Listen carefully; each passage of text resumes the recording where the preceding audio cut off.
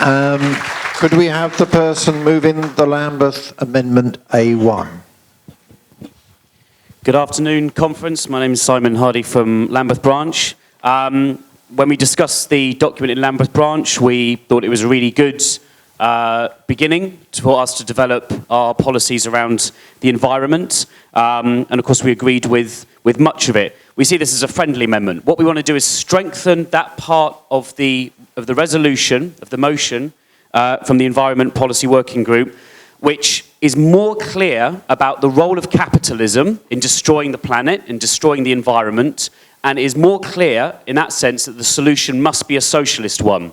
The document talks about the problems of capitalism to some degree, but I think it should go further. It needs to be clear, for instance, that the way the capitalists try and deal with environmental destruction, CO2 emissions, is through market mechanisms like cap and trade and things like that. We need to be front and center saying, as long as the capitalists have the power, they will be destroying the planet. And that is why a working class socialist solution is absolutely essential to that. We need to be clear as well in the demands around things we're campaigning about. It is about an expansion of renewable energies, but linked to it, it must be about a massive and planned shift away from fossil fuels towards energy production. That has to be the key goal that we're talking about.